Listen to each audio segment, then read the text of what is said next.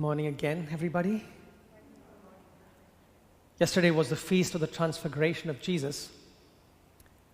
And I remember beginning my reflection with Peter's confession when Jesus asked the disciples, "Who do you say that I am?"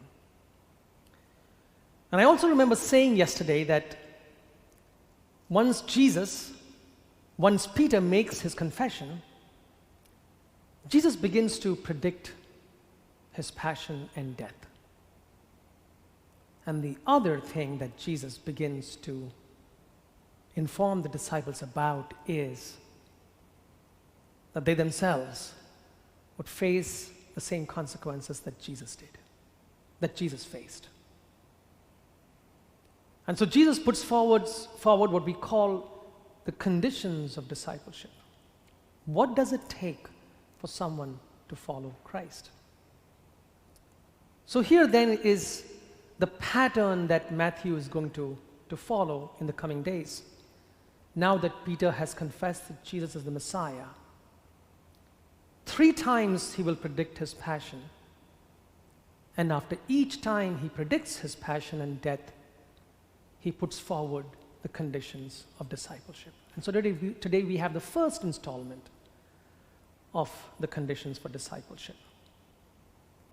Note that Jesus is not speaking to the crowds during this time. He's speaking specifically to the disciples. The main theme of the conditions of discipleship is that disciples will have to be prepared to share in the fate of the Master. In other words, if they expect that what happened to Jesus is not going to happen to them, they are probably in disillusionment. The sufferings of the disciples are linked to the sufferings of Jesus. Of course, the question we ask is, did Jesus have foreknowledge, very clear foreknowledge of his passion, suffering, and death? Did he know exactly what was going to happen? And of course, we can claim that he did because he was God. On the other hand, just as a human person, knowing the political climate of the time, with Romans being the rulers, and the Pharisees and some scribes and chief priests being, part of the religious leadership, the message of Jesus was already creating tremendous amount of conflict. So it's not easy for Jesus to figure out that suffering is impending. Even for us, as we read the Gospels, barely do we get through the infancy narratives, and we already begin to see opposition developing towards Jesus. And so, even though Jesus may have had foreknowledge, it was really not difficult to figure out that yes, rejection and suffering is at hand. Moreover, when Jesus speaks these words, John the Baptist has already been beheaded. So, put 2 and 2 together, it's not very hard to figure out that suffering was awaiting Jesus. Knowing what was awaiting him, perhaps one of the less reflected part of the passages is simply this, that Jesus knew what awaited him. However, knowing what awaited him, he denied himself, took up the cross.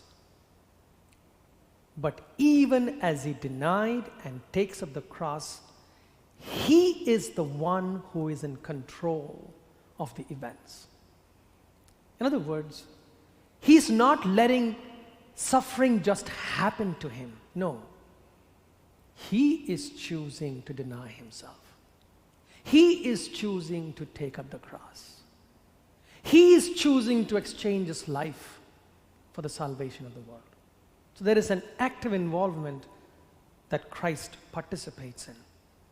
And this is the sense of control. This is the sense of active following of Jesus that is laid out in the conditions of discipleship. None of the conditions of discipleship are passive responses to suffering. In other words, what do I do? For example, the coronavirus suffering. This is passive. We're not actively choosing it, it's happening to us. The conditions of discipleship are opposite. Jesus' conditions of discipleship are an active attitude to the suffering associated with following Jesus. In other words, because I follow Jesus, I'm actively also embracing the consequences that come from following Jesus. So take up your cross, deny yourself, follow me.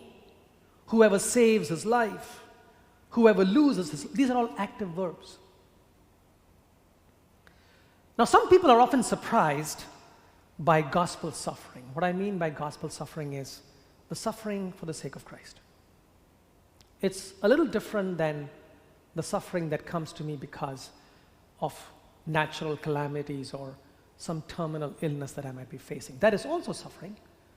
But the gospel suffering is actively connected to suffering because I try to imitate Christ. I think and talk and act like Christ. And some people are surprised when that happens. Jesus invites us when he says, if you want to follow me, deny yourself, take up your cross and follow me. Jesus is inviting us not to be surprised by gospel suffering, rather to embrace it. In fact, the invitation is to deny ourselves. So, practical implications for today. Folks, if we try to live the Sermon on the Mount, now, when I talk Sermon on the Mount, it's been quite a few weeks, right, since we've focused on the Sermon on the Mount. And remember I said to you that the Sermon on the Mount is a disciples' creed, and we spent quite a few weeks understanding the Sermon on the Mount. I think 3 weeks we kept on reflecting on Matthew chapter 5, 6, and 7. If you live the Sermon on the Mount and in this way follow Jesus, you can anticipate to pay the price.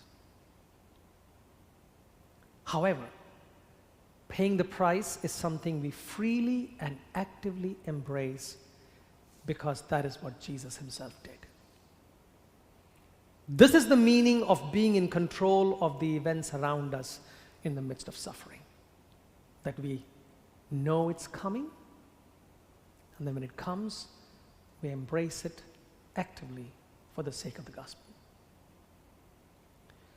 Active self-denial for the sake of the gospel and the common good, or to give life to others, or to bring relief to others, is the meaning of following Christ. Self-denial is the cross we bear for the sake of following Christ. And who did that first? Jesus. He denies himself. Why?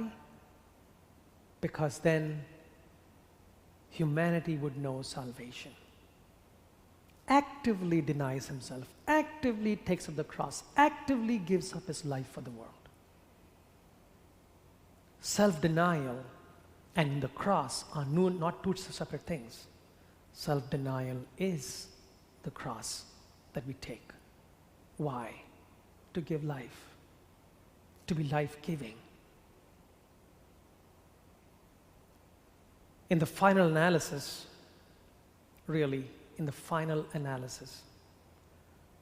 what profit would there be for us to gain the whole world but to forfeit our life? What gain, what profit is it if we had the whole world but lost life itself? May the example of Christ on the cross and in this Eucharist, where Christ denies himself, becomes bread and wine, and then gives himself to us so that we may have life. May that be our example, our model today. May we actively follow Christ. Amen.